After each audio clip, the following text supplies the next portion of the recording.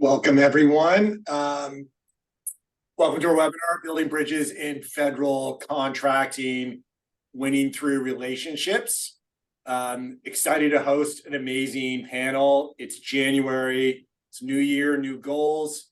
Some of us have been heading to the gym after a holiday period of gluttony. But today we're not focusing on our bodies. Today we're focusing on our minds and relationship building. Hopefully it's not a 1 hour commitment, but it's something we commit to for the whole year. It's a perfect time to hear from our panel of experts on building relationships within federal agencies and the DoD. Our mission over the next hour is to give all of you actionable ideas, whether you're a long-time seasoned pro in the space, grizzled veteran, or you're a new hire and you have a start date of 2024. From our prep calls over the last week, we have a really exciting agenda of topics to share with you. This is interactive. So as we go through, please use the Q&A button. And if it's related to the topic we're going through, we'll try to get to your questions real time. If it's a different topic, we'll get to it at the end. For follow-up, we will be recording this session so you can watch at your leisure on YouTube, and also we'll be putting together a 1 or 2 pager with actionable ideas from the session today. So really excited to have our 3 panelists from AT&T, Amazon, and OpNexus. We'll kick it off with intros. So we'll start from my left, starting with Catherine. One of the sales leaders from AT&T focused on the Air Force. Please introduce yourself and leave with us your overall relationship philosophy. Yeah, hey, thanks so much. It is great to be here. Katie Rosema, as you mentioned, I'm with AT&T. I'm talking to you from the great state of Colorado out here. And I have about 20 years of federal contracting experience under my belt. I started with the State Department, and I spent most of my 20s overseas at U.S. missions. It was a great way to spend my 20s, and I hung up my suitcase once I thought I was old and hit 30. And I look back on that almost 15 years ago and realize how young I was. But I transferred over to the DoD side of the house, and I supported what was then Air Force Space Command, now part of the Space Force. So I consider myself part of the old guard and the new guard, and worked my way from direct program support into more of a pre-sales support. And I'm now really, really privileged to lead the Air and Space Force team for AT&T. So again, thanks. Glad to be here. Looking forward to the discussion. Thanks so much, Katie. Next, Brian with Amazon. Intro, please. Good afternoon, everybody. Brian McManus with Amazon currently. I've had a great career working with government sales, over 25 years. I won't say the actual number because it makes me feel really old, so I keep that off the table. We'll just keep it as a lot.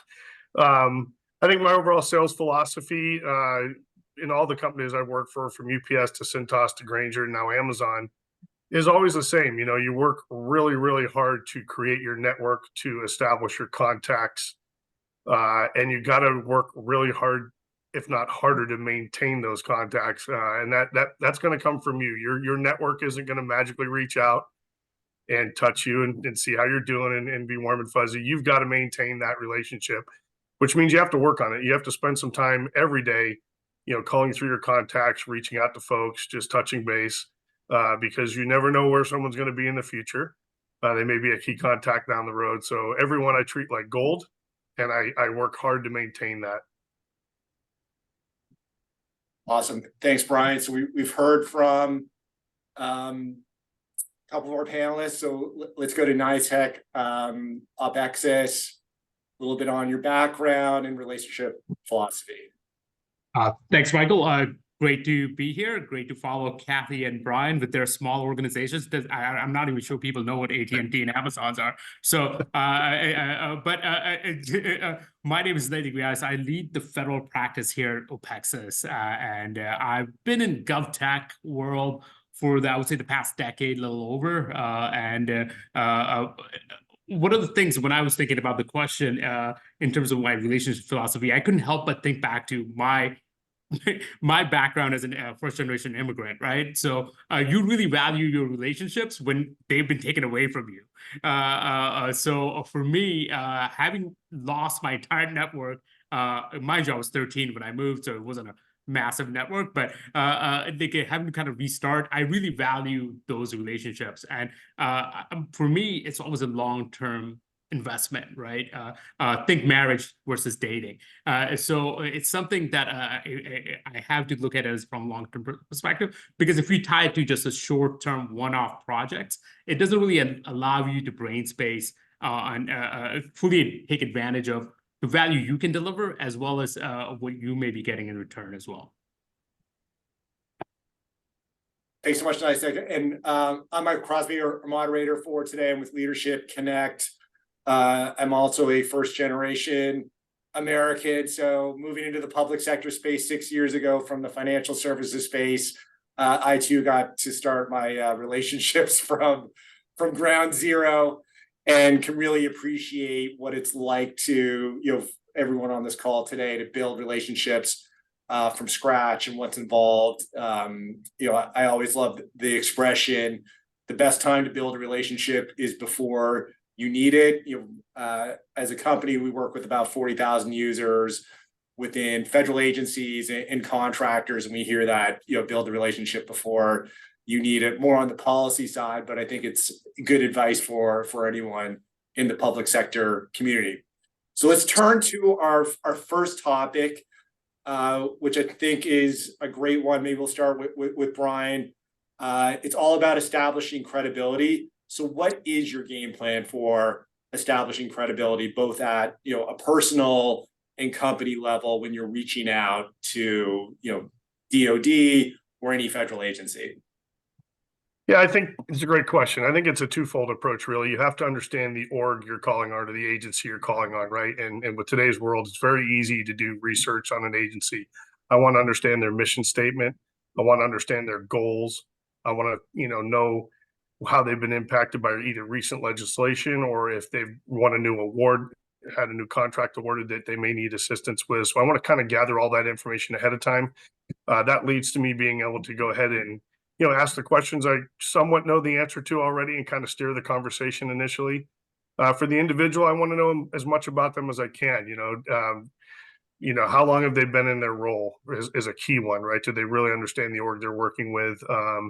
Do they like their job? Sometimes that's a big one to understand.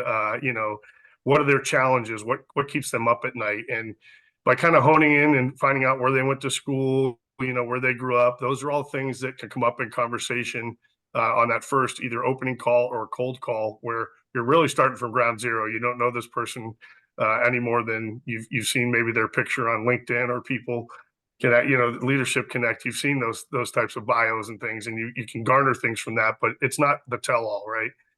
That's when you want to start asking questions. How are your Terrapins going to do this year? And whenever I say that to someone who went to the University of Maryland, they're always stunned that I know what a Terrapin is, number one, and that it's actually a mascot for their school, right? So just trying to find those quick things initially that can resonate in that initial conversation, knowing that I don't want rapport building to be the goal of my initial conversation with a customer or an agency. Well, that's coming from a sage night owl. That's great advice, Brian. Moving to Katie, what are your thoughts on establishing credibility? Yeah, hey, I agree. Great question. And I got so excited to talk, I didn't even start with my philosophy on relationship building. So, which is weird because I'm a talker. And a big part of what I believe is you got to listen twice as much as you talk, right? You go back to when your mom or dad told you, look, you have 2 ears and 1 mouth. And so at some point I got to shut up and listen. And it kind of goes into what Brian was saying. There's this misconception that being the smartest kid in the room means you're the most credible. And I don't believe that. And I'm pretty certain I've been in a lot of meetings where I'm not the smartest kid in the room. But I can be the most credible by showing up educated, as Brian mentioned, by doing the research. I mean, we work for data companies, right? It is not hard to find data. It's not hard to figure out who the person I'm reaching out to is, their background. And so I start getting my credibility by showing up with a little bit of data, and then I grow that credibility by learning more, by asking those questions, by using 2 ears and 1 mouth. And what's really critical in the Fed Gov space is that none of these relationships are transactional, right? Both of my fellow panelists mentioned it. You don't just go in, have a great relationship. It's not a rom-com, right? We don't fall in love in 2 hours or less. These are years-long engagements. And so you've got to continue to establish that credibility by asking those questions and then reacting to the answers you get. And keeping doing that throughout your relationship. So I would say, focus on that longevity, focus on learning, and at some point just shut up and listen, right? And then react as needed. Great advice, Katie. I think we heard a great line from an agency leader who said the government doesn't love people, it loves results. So I like the rom-com reference. Nice take. What's your view? Yeah, no, those are great answers. So I'll try to take a different approach. And so what I try to do is obviously, right, what Brian and Kath said completely makes sense. You gotta be informative when you're walking in the meeting. Time is a finite resource, especially today. People are just going Zoom call to Zoom call to Zoom call. How can you be memorable, and how can you strike that balance, right, between being informative and creepy? So what I try to do is Leadership Connect is a great resource for this as well.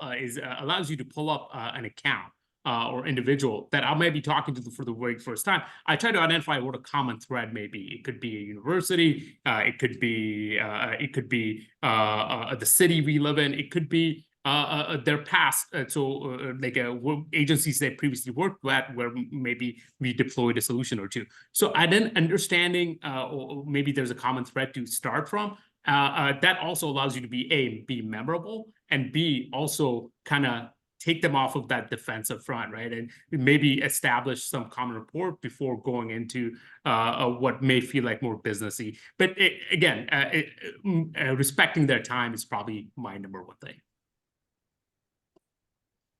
Well said. Thank you. Turning to our second topic, Brian, you initiated this one. You had a great line of the first call needs to be a great call. So you've done all this work to figure out who to reach out to, your white space analysis. You've actually got the meeting. The proverbial dogs caught the bumper of a moving car. What do you do to make that first call a good call and not just an event where the person you meet with said, "Hey, Brian's a nice guy, but I don't know if I'm going to meet with him again this year." Yeah, but there's the trick that we're all trying to solve right at the end of the day. But I think a key thing to remember is you got to bring your energy to your first call, right? If you kind of go in there in a Debbie Downer mode and how are you doing? Great. My kids are driving me crazy. Nobody wants to hear how it's going in your world, right? They want you to have some positive energy. I mean, can you imagine someone who comes in who says a couple jokes, makes you laugh, kind of lightens up your day, versus someone who comes in and just puts a ball and chain around your neck of their problems and wants to jump off on how their day is going? That is useless time. And Ignace touched on it. Time is the precious commodity here, right? So a good pre-call plan. I will send the person or agency I'm meeting with a brief agenda, just the bullet points, enough to let them know what we're going to be discussing. It allows them to prepare for the meeting. I let them know we're going to start promptly at 2. We're going to end at 3, unless they want to go further, right? If they like what they heard and have more Q&A.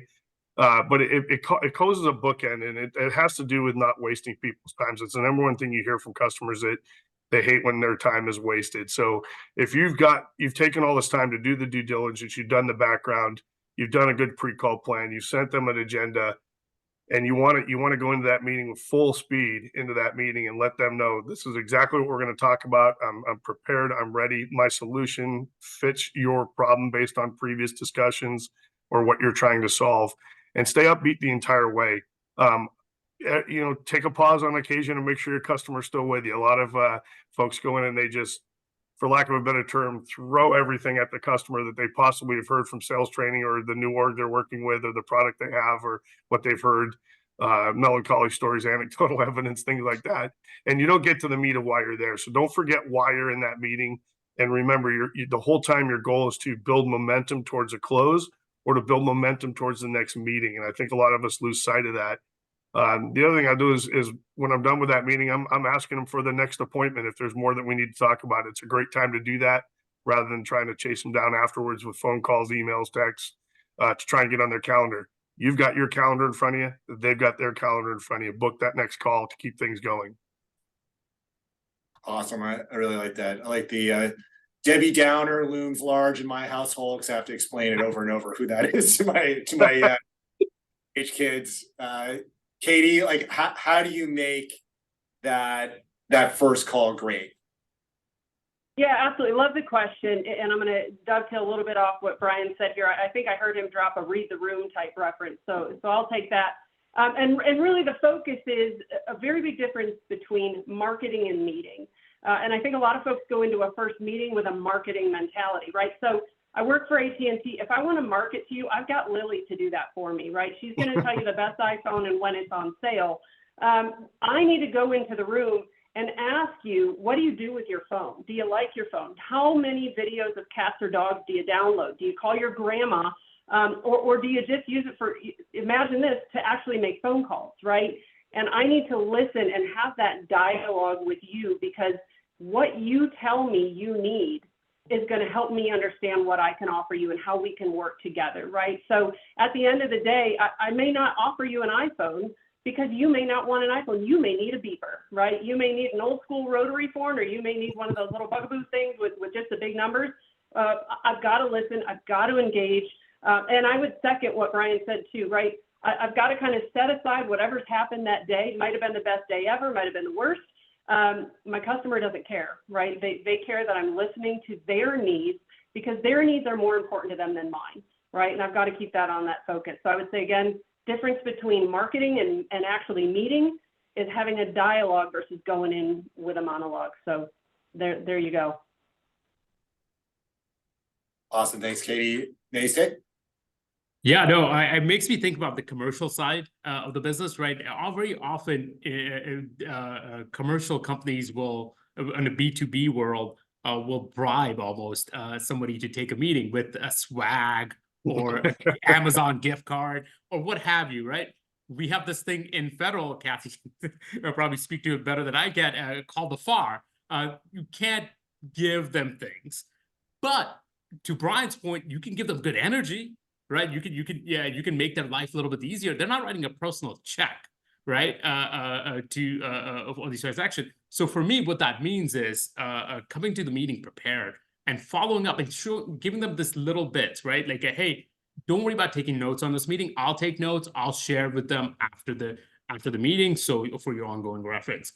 Or making sure if this is not the right person, right path, let's not take up the full, right? Let's be mindful of their time, because remember, they'll never get that hour back, and you may never know when you're going to cross paths. So make sure that you're being clear in terms of why you're there and what you're hoping to accomplish with their time, and they're in alignment with that. If they sense that that's not the case, let's realign and make sure, because sometimes these folks get signed up for these calls, they didn't volunteer, so they may not even know why they're there. And the third thing, and I think this is something that I preach to my team on a day in and day out, having a clear-cut agenda in your meeting invite, it's very important. How many of us have 7, 8, 9 meetings a day where you're going, and some of these get booked out weeks out? So it's usually during the morning when you're grabbing your coffee and dropping off your kids, you're rolling through your calendar to see, hey, what do I have today? And if there's no agenda, there's nothing in that meeting invite, you're gonna like, I'm triple booked, I'm gonna take this other meeting instead. So just doing those little things to kind of help your Govy partner stay organized and help them out with notes helps you be a memorable meeting, as well as it's a value add to their day. But I really like what Brian said in terms of energy, man. That really makes everybody's day a little bit brighter. Yeah, I think those are great points. I mean, the agenda setting is something we talk about with our team. We hear this complaint from federal agencies with someone just coming in in winging it. So agenda is always really important. It's something that we see, some of our users actually reaching out to schedulers or someone's assistant to actually ask, hey, how does this person like to have the meeting organized? What's important to them? So almost having a pre-call to get things organized before. But you brought up kind of giving something of value. You mentioned Amazon gift cards. There might be someone on the call that can help out with that. But in general, one of the biggest things that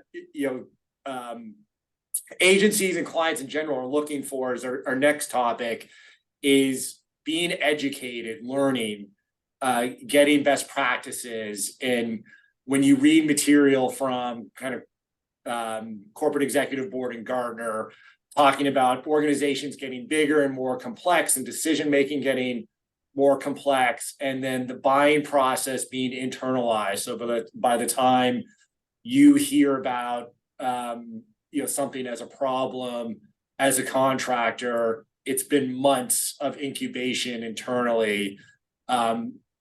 Let's maybe start with you on educating the customer, because we have kind of 2 points of view where we have 2 larger organizations on the call that get to see best practices all around the globe. But nice if you have a little more narrow view, so you have to kind of come in with your arrow and quiver to deliver education.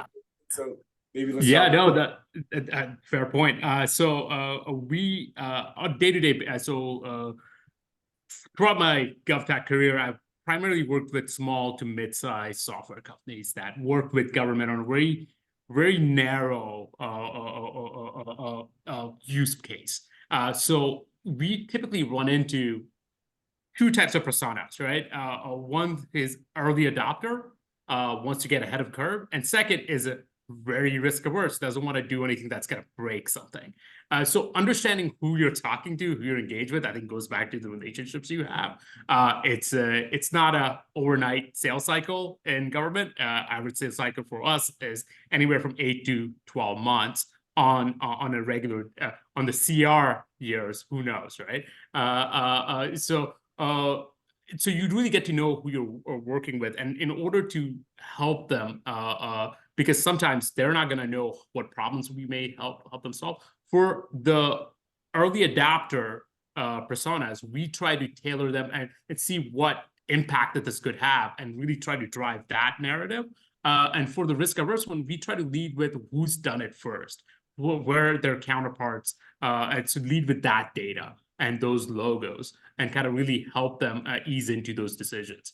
So I would address it from those, for understanding the persona you're dealing with and the personality you're dealing with, really get to know them, and then really map to those specifically, right? And that will kind of hopefully guide you through how they, what they need to make that decision, and whether you have in your toolkit that information, or you need to go grab it from somewhere else. That's great. I mean, I think that's a really helpful model of having the leader and laggard in mind. Katie, what are your thoughts? You come in, probably knowing more about the subject than many of the clients and users you're speaking to. Like, how do you educate them?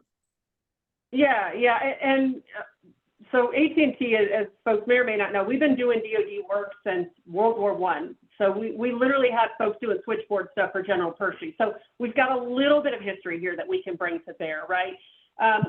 But what's really important is we've got to start with that trusted relationship, right? If I show up, even if I am AT&T or Amazon or the best new small business in the world, if I'm talking to someone who doesn't know me, they're probably not, and I don't blame them for this, probably not going to take my advice, because how do they know that they can trust that it's in their best interest, right?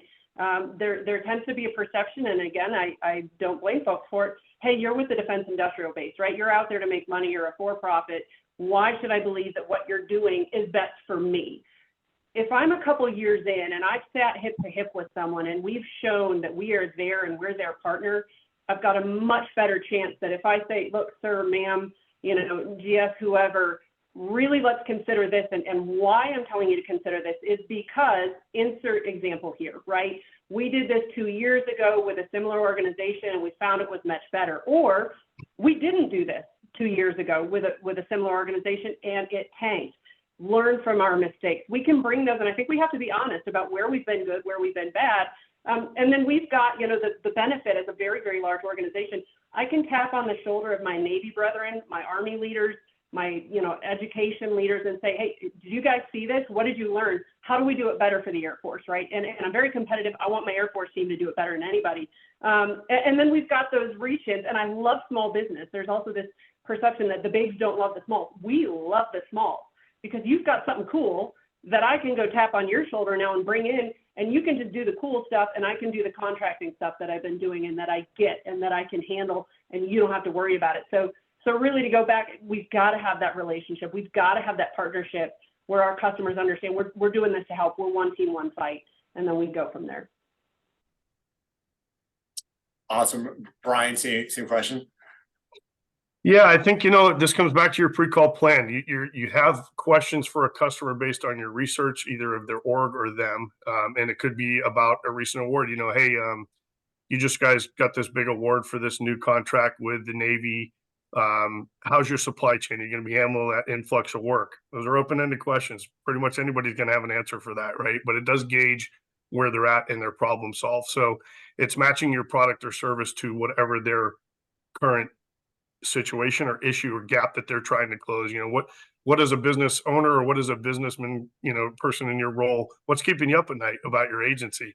What do you see on the horizon that makes you nervous? And you're trying to flesh out their answers to those questions, because then you can really apply a solve of your product or service to that problem. And, you might have to keep digging. It might not come out in the first couple of instances, but I think that there's a lot of folks, knowing how far they're in their tenure, they may or may not know the history of their organization well enough to understand that this has happened before. We've seen this before. Here's the reach back reference, if you will. Nazek talks about, how you use your reference selling with new customers, that this has worked for so and so and so and so who are similar to you. Katie talked about leaning on your brethren that have called on these different customers, your network, if you will, that we're talking about today, to kind of learn more about the agency you're working with, and help them put yourself in a position with your knowledge of the FAR, the DFARs, the AFARs. It goes on forever, right? Of procurement in the federal space, to be able to be seen as a resource versus a salesperson, right? I'm here to help you solve something. If I can't, or my product or service doesn't fit, I appreciate your time. I'm on to next, right? To find out who it does fit. I think we get so coveted of an appointment that we forget why we're there sometimes, and it's to move the ball forward. And I think you have to play the long game here. The one call closes. We've all heard them. We've all probably had one in our career. They're great. We love them, but that's not routine. You got to work really hard to get a customer's trust, earn that trust, or an agency's trust to be able to pull over. And I'll give you a great example. The NDAA, the executive orders that come out to each agency, specifically military, where they've got to take action on a certain thing. They're very vague. They don't really tell the agency how they do it. It's just a mandate to not do this wrong or not do this way. And sometimes you have to be able to garner all your information you've gathered from other agencies and give them that input. Hey, did you see the recent pecan the Navy issued saying it's okay to use this? No, I haven't. Yeah, they get lost in your inbox. I get it. They get lost in mine. I'm just a nerd. I kind of find these things, but here's a copy of it. It's actually educating them on their own procedures, because a lot of times they don't understand them 100%. And you gotta be there. And I've been in a room where people don't understand them at all. And I've been in a room where they know them really well, and it's their stick they hit you with, so you got to be prepared and fearless going into that conversation that you're there, your company, your product, your service can help. That's great, Brian. And I think it's the most fun part of the job as a service provider or contractor to government. Someone within an agency, they see their problem in a very narrow yet very deep perspective, whereas we get to experience that problem more superficially, but multiple times. It really, to me, is all about intellectual curiosity, where, I love the bumblebee analogy, where you get to go from office to office, learn about the problems, learn how they solve them. To Nice's point, you hear the leaders and laggards, And that's the opportunity we have, with ourselves and managing teams, is to have those teams share that information, because it's all about credibility and education. And I think there's definitely a need in the marketplace for that, because if you just kind of, show up and throw up, no one wants that. That's, segue to our next topic around, meeting prep.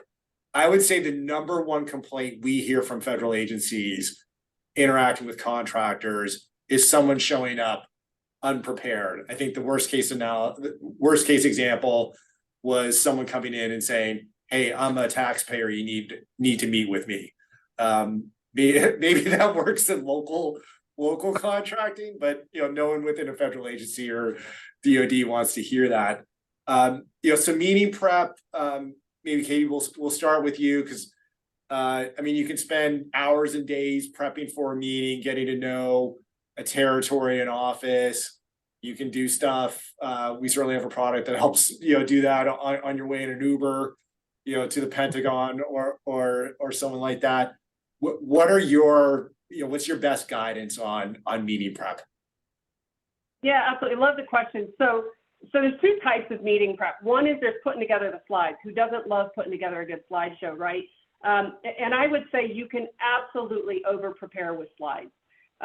Folks read the room, right? You can tell when folks are disengaged. And sometimes when you put together these materials and you are so daggone proud, like you've got animation or your bullet points are popping, and you are so focused on getting through that gorgeous PowerPoint that you don't recognize that your customer is asleep or on their phone or could not care less about what you're briefing. So I would say just avoid that. 10 slides or fewer, right? They are as a guideline, not a mandate. But the prep that you want to do is exactly what my fellow panelists here have mentioned, is go in knowing your audience, right? It is so easy for us to find data about folks. And I may never have been a comm squadron commander, right? If I'm briefing someone who's sitting at a real tough comm squadron, right? I'm going to go tap the shoulder of my colleague who was a comm squadron commander and say, "Hey, sir, when you were sitting in that seat, what bugged you?"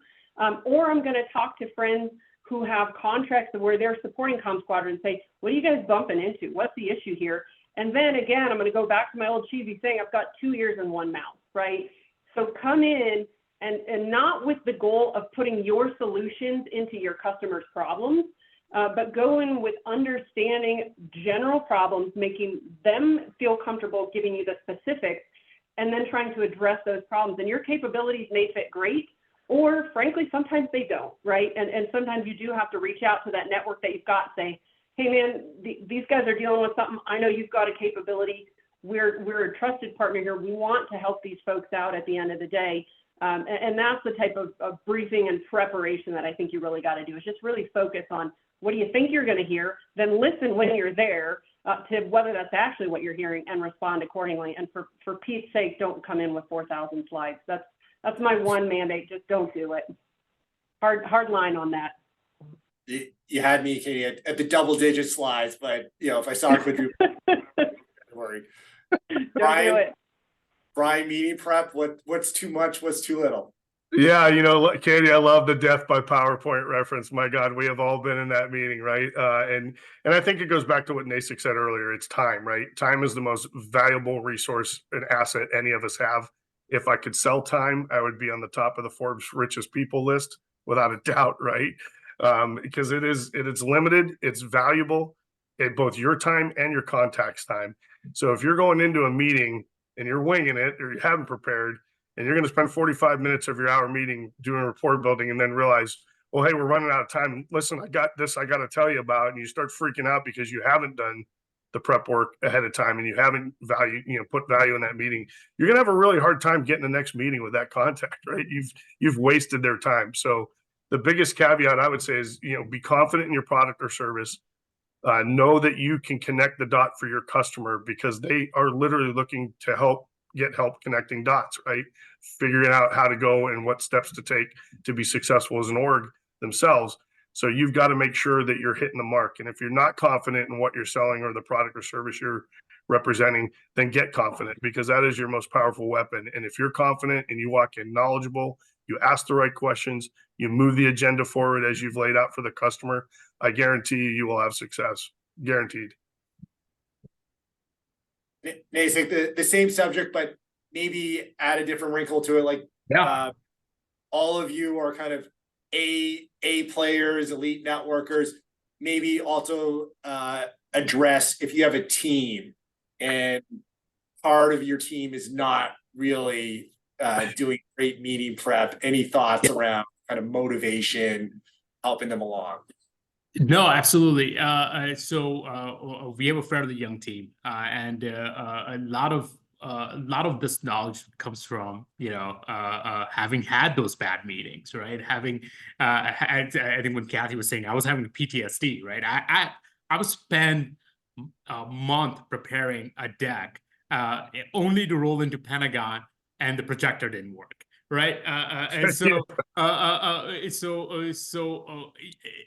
one of the things I try to do with the team is really have them, give them consistency in terms of account coverage, so they can build that subject matter expertise not only in the product but also in the people, the audience that they will talk to, so they can be also a connector within the agency. Our agencies are massive. A lot of the times we as an industry can be that connector.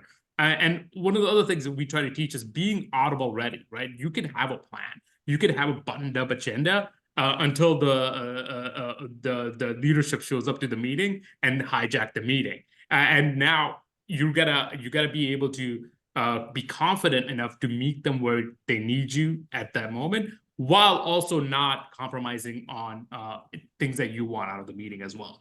So a lot of it's, prep work, everything that was said matters, but as we're coming up, just making sure the team has that consistency. And so when they have that account, if there are political changes or any other policy changes to the account, they can track those with 1 or 2 or 3 accounts. But if you're giving them 10, 15, 16 accounts, that's going to be a little more difficult. So I would say consistency and being audible ready. That's great. And then I guess, Katie, like along those same lines, like not moving beyond yourself to like your team, your peers, where like, how do you motivate people to do that prep? With food. That's the greatest motivation. No, I'm kidding. Here's the thing. I have learned so much. I'm incredibly grateful. And I look back and I think as leaders who are now in the mid or later parts of our careers, you got to look back and go, okay, where did I go wrong? What was wrong when I first started this? What would I have loved to have known? And what would I have loved my leaders to do? And one of the things I have found, I've been incredibly fortunate with some great mentors. And the number one thing a leader can do for a young organization, Nasik mentioned his folks are young, is give them the chance, right? And start slow. You're going to have different folks, some of whom take to it like a fish in water, right? Yep, put me in front of them, I'm good to go, and they are natural in front of a camera or a group or whatever. And you know what? You got to meet those folks where they're at and put them out there. And you're going to have some folks who are going to need 2 or 3 prep sessions. So as a leader, you've got to say, okay, look, I'm giving you the chance. Let's go through it. I'm going to put on the helmet of the person you are going to be briefing, and I'm going to ask the really uncomfortable questions now so that when your customer asks them, you've already heard them and you're already prepped. And so giving them that opportunity to get themselves prepped, and then they can come out of that meeting going, nailed it, right? I was prepped. I knew sort of what to expect. I was able to shift, no plan to reach his first contact, right? All plans are good until first contact, as we say. And so give them that first contact before the meeting. For heaven's sake, don't put them out in front of someone and hope for the best. So long answer to your short question, but meet them where they're at, give them the opportunity to work as they're comfortable, and then put them out there and give them the chance to thrive. Awesome. And, Brian, would you add anything to the educating a team as opposed to just yourself?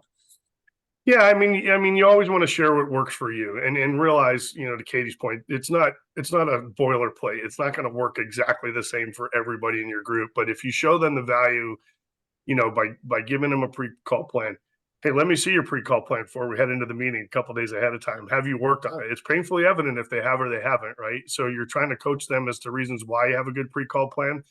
Hardest thing to do probably as a sales leader is walk in there without that pre-call plan and watch them get blown up, right? Because you're not there to do the job for them. You're there to create a replica of yourself on how to do the job and how to move the ball forward with a customer. So, watching someone fail is the toughest thing in the world. We do it with our kids all the time. I got a new puppy. I'm watching that like on a daily basis right now. The failures there of trying to train a puppy. But I think that the more you show the value in the tools that you're teaching them and they deploy those tools and they have success, it's an automatic uptake. It's what works for them, right? But also understand that, well, I might be the guy that says, I got to have a minimum of 10 questions, ask that customer in my pocket, ready to go. Someone else might be comfortable with 3 to 5, and that's okay. It works for them. So meet them where they're at. I always like to look and build on people's strengths and then ask them how, there's no one's going to be more critical of a salesperson than that salesperson is. They're going to beat themselves up. You don't have to help them with that. You just need to ask them what went right, what went wrong. You'll get as much coaching points as you need out of that. But I think showing them a clear path and showing how you can be successful with those types of tools is the best teacher. All right, that's great. Learning when to jump in. I mean, that's an hour-long discussion right there. Moving to our next, topic, I think it's really interesting. We actually hear this more in the policy space about educating your customer when they have an ill-conceived, notion. We do a lot of benchmarking of agency leaders and staff, especially around tech policy and procurement. On the procurement side, the turnover within offices that are heavy spenders on, tech services, the average is 22 months. So, you're turning over relationships on a pretty frequent basis. So that means you have a lot of new people, there's high turnover, backgrounds aren't always, STEM based. How do you deal with that when someone has either a preconceived notion that you don't buy into, or someone got to them first? The whole idea of like re-educating, someone, or they really haven't put that much energy into it, so they kind of have this, kind of knee-jerk opinion. Maybe Katie, start with you on that one. I'm sure AT&T, someone's got, an immediate good or bad opinion right away. How do you navigate that? Yeah, absolutely. And I feel for folks, right? So I've got to come at it with a perspective of, look, I've never been in uniform and someone who's just been handed down the job of, surprise, no, you're a contracting officer, right? And so I have great respect for that. And our goal, again, is to come alongside those folks. And to your point, one of the biggest things that we hear that I've heard throughout my career is, well, so-and-so told me that's how it's supposed to go, right? Well, did so-and-so show you what part of the DFAR that aligns to? Well, no, he said. And so trust but verify. And so we open up the DFAR. And a lot of times what we've found is that there's a hesitance when we start using commercial vernacular, right? When we say, let's use commercial terms and conditions, commercial T's and C's, it instantly is like a deer in the headlights, like, oh, go. Don't you see I'm in uniform? We don't do commercial. That's not a thing, right? And I'm sensitive to that. There's a risk factor there. So we've got to educate our folks that, look, you can be absolutely compliant, right? But without being hamstrung by the FAR, and you can implement commercial T's and C's, and guess what? It's going to be cheaper. You're going to get what you need to get. You're going to be able to look a taxpayer in the eye who's insisting on a meeting, which, by the way, that's a bold move, one I have not tried. But you're going to be able to meet those objectives, and you're going to be able to run your program better, faster, smarter. And let me show you, by the way, where it's written that you can do that. So we've got to continue to sort of respectfully agree to disagree on certain things, and then educated, bring those documentations, show the DFAR, show the commercial T's and C's, and then really come through by executing on those T's and C's and bringing those things to bear, because now you've got an educated person with experience who, when they train the next guy or gal, they can say, oh, hey, I learned this cool thing. Let me be the hero and show you that you're not hamstrung by the FAR, and you can get more from those jerks at AT&T or whoever it is, right? They'll give you more because, we're meeting those commercial T's and C's. So A lot of work goes into it though, and it's not easy. It takes a lot of time. Brian, you're probably the beneficiary or victim of a strong brand. If someone had one of their packages stolen off their porch, then they have this negative image. So like, and you were the one who initiated this question. Like, what's your answer to it? Well, I mean, it kind of comes back to what Katie's. You got to be knowledgeable, right? You have to understand the parameters they're working with. I go back to my early career at UPS, and I was actually part of the negotiation team for the nationwide Teamsters contract. Pretty simple process, get it done in an hour or so, but very succinct, right? So the first thing you do is you pick up their past contract and understand it letter by letter, word for word, because you have to understand that's what they're going to come back to you with, right? So the DFARS, those are they're the terms and conditions for the federal government, to acquire goods and services. So knowing them and being able to Katie's point, being able to navigate into that. Open-ended questions. I don't know if you saw that kind of approach, but the Navy did issue this, or the Army put this out recently. I had this exact same problem when I was working with the 39 balls or whoever the group is. This is how we went about solving that. Would that work in your organization? And you're gently educating them. But that really comes down to, when you did your research, how long has that person been in the role? Are they fairly new? Have they ever been in procurement before? A lot of companies, I think, they hire a title away to get them inserted into a marketplace. You want to work with the Navy, you hire an admiral. Well, unless that admiral was in procurement, they're going to open some doors, but it's going to get pretty dry after about 2 years, and their connections dry up on what they can actually do to get your organization in front of somebody. And what we're talking about is, when you finally do get in front of somebody, what do you say, right? How do you go about that? How do you build on the momentum you've gained? And that comes from being knowledgeable of both their world and how your product or service can apply and close gaps for them. So that pre-work, again, I'm probably pounding that a little bit too much, but that is really the crux of where the start is to a successful relationship, is being prepared, no matter what that looks like for your process and your organization. But knowing their tenure is a big deal. If you're working with someone very seasoned, and I had that call the other day, where I quoted a FAR and then they quoted a subset of the FAR, and I was furiously flipping pages trying to find the subset, because I was like, wow, I've never had one deeper than that first contact. They've never gone down to a sub D FAR or an A FAR, at the end of the day. So I had to be ready for that. Now I was, because I'm that kind of a nerd where I had the FAR at hand, but it's being prepared, right? Not knowing I might get that question, but what if I do? That FAR is right there. I can still come and go back to it. I can quickly recall something. I can ping somebody electronically within my org and go, hey, do you know anything about this? I'm on a call right now. So it's keeping that momentum in the call, but letting them know, hey, I understand this is your role and your goal, but I've been doing this a long time with your agency, and anecdotally, I can tell you X, Y, Z from the past has worked. Is that something you're comfortable trying, or do you want to try a different route and build on that? But letting them know that you understand their world is probably the key to the whole thing. That's great. Nice. How anything you would add to build on that? I think Brian and I were in the same meeting then. I'll build off of that, right? One of my favorite questions to ask during early discovery to my government leaders is like, hey, tell me about the last time you bought an enterprise-wide software, or implemented enterprise software. What was yours? A lot of them, just like us, have PTSD with previous experience. What I want to try to understand is, A, have they done this before? I get to do this day in and out, right? I get to sell, implement, and support enterprise-wide software day in and out. They may have never done this before. So that comes with their own set of challenges, and where I can be a value add, right? And the second is, if they have done it before, what were some of the issues that they so I can help navigate those. And so before we go on this 8 to 14 month journey, I kind of want to understand where I'm gonna be able to support them, and where I might need help in supporting them, right? So those are some of the things that come to mind in terms of making sure we're aligned on our goals and objectives, and making sure that they feel supported, and nothing is surprising them, in turn surprising me during that process.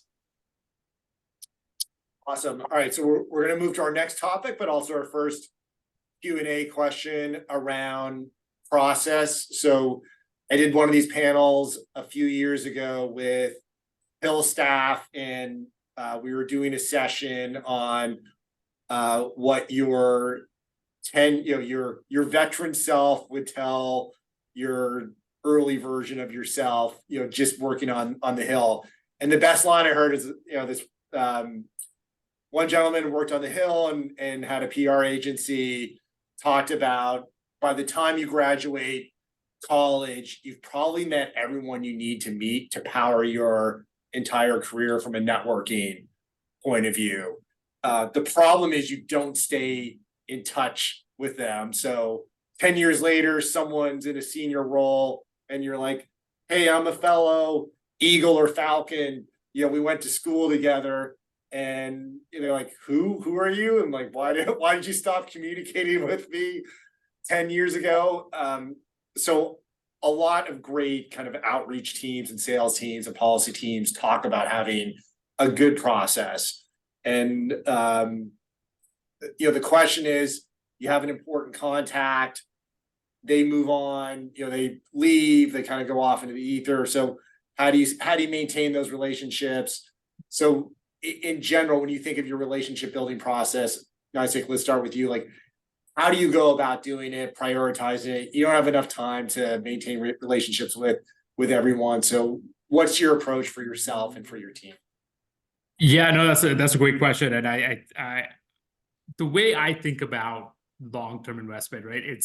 It doesn't have to be that you need to engage every certain soul free, right? You may go months or weeks or years without connecting, but it has to be two-way, right? You have to provide value when you're asking for, not just asking for things.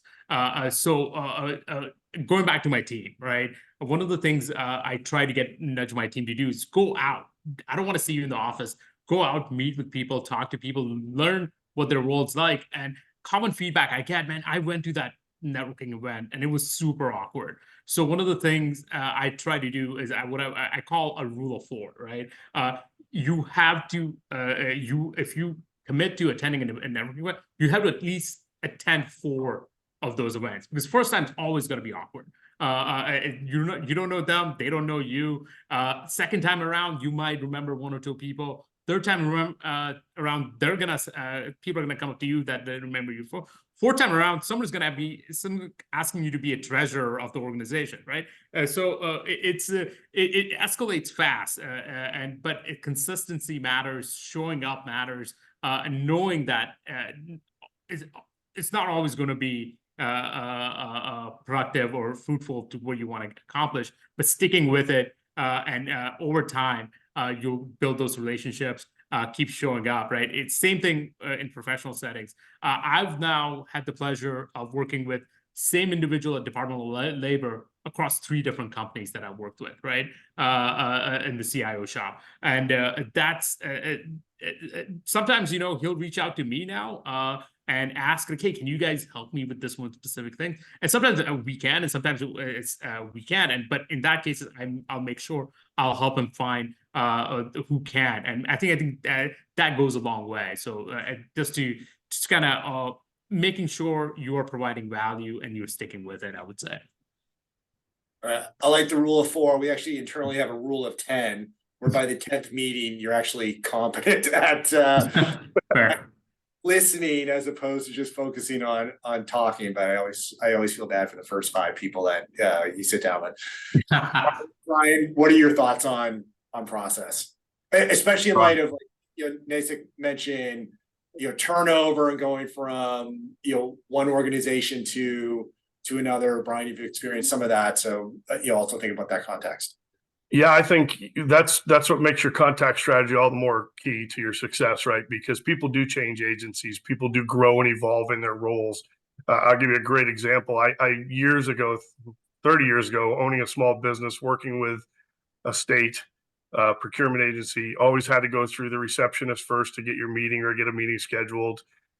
Fast forward 25 years later, I'm working with a new organization. I get this meeting with the state. I'm not really paying attention. I'm just trying to figure out, it was a quick meeting, came up last minute. I walk in there, The person who was the receptionist 30 years before is now the chief of procurement for the state. And it was a very, hey, we know each other, and the thing that she said to me was, you've always given me good advice. I'm glad you're here. It felt great to hear that, to get that feedback, but it also made me focus more on these relationships aren't just problem solving and business reasons. You be a mentor.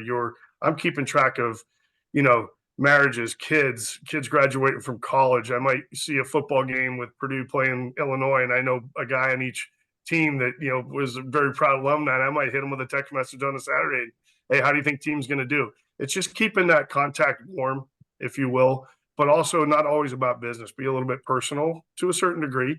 I'll ask them, I saw your kid just graduated college. Let me know if there's anybody in my network that could help them get their first job or get an interview. That becomes a value add for them as an individual, which transfers over to a value add when you're going in front of their organization. They're going to vouch for you. They're going to fight for you as, hey, this person has always come through for me. They've always had a good solution. So we need to hear what they have to say. That kind of relationship is very hard to attain, but it's not impossible. Everyone can do it. It's just a matter of making it a priority. I think, Nazim said it's hard, and you will see people, I've had a long career, so I've seen people from one organization to the next, and like, oh man, where are you at now? What are you selling now? And that's the opening joke. But they also know that they gave me that appointment because no matter what I'm doing, I'm only calling them because I think it can help them. And that's the trust you build up over years. And you never know when that, when you're the guy that's out there flat footing it from ship to ship selling your product, that supply officer now 25, 30 years later is now an admiral and can make decisions that are critical to your success in the new role you're in. So you always want to maintain those relationships on a warm and pleasant level. And there's a million ways you can do that, right? And nowadays with all the mediums we have, Leadership Connect, Facebook, LinkedIn, X, or whatever they're calling that now, Instagram, there's so many ways to connect with people. It's kind of like, I liken an analogy I heard the other day. I was at a chief of police conference, and they were talking about, there's no excuse for driving impaired anymore. You have Lyft, you have Uber, you have cab, you have, find a friend to get you home. There's no excuse for it anymore to behave like that. So we have to think the same way. There's so many ways to connect with people, but you got to find the one that works for that individual, not the one that works for you, and try to force it on them, right? You got to meet them where they're at. Great advice. Katie, your thoughts, and then maybe how do you organize it? The Rolodex kind of died with Debbie Downer, no Gen Zer knows what it is anymore. So like, how do you keep track of this? Yeah, that's great. So one thing I will say is absolutely right. You've got to maintain those connections, and your folks can't hear from you just when you quote unquote need something, right? When an RFP is on the street, suddenly I pop up into your inbox. That's wrong, right? I should be engaged with you. But there is one of me, and last I checked, 24 hours in a day, right? Most of which we're working, and I cannot possibly be in touch with all 4,000 of my contacts, right? It would be disingenuous for me to try to do that. So you got to focus a little bit on those cones of interaction. And there are folks with whom you're going to have more interaction, and you've got to focus on that. But I'll bet you one of my colleagues, this guy who's in my third tier is probably in his first tier, right? So they're going to have that great relationship. I probably won't have the same relationship that he will. I want to encourage him to foster it. And then if we need to reach out and work with someone in my first tier, hey, guess what? I've already got that. And then second, we talk, and both panelists have mentioned this, and I agree, right? The guy who is the second lieutenant at one position, now he's the colonel, right? And you're briefing him. You gotta recognize who that second lieutenant is when he or she is there, right? They are just as valuable a contributor. The GS5 who just got their first job is going to be just as critical as when they're sitting in the CIO office in the Pentagon, right? Sure. So start that relationship when they are young in their career, and it should be symbiotic, right? They should be able to call you for advice at that point in their career, and maybe you call them for advice 6 degrees later or 14 ranks later, or whatever. So start that, and really, you can't be all things to all people at the end of the day either. That's awesome. So let's do a quick 30-second wrap up from each of you on kind of final thoughts. Maybe just one of the questions touch on, like, how do you motivate your team? Certainly, Katie, with tracking who people are, where they're moving, we certainly have a service that helps take the administrative aspect out of that. So we're not selling time like Brian's new company, but we do help you free up some time. So we're halfway there. So maybe Nasik, we'll start with you. 30 seconds, final thoughts.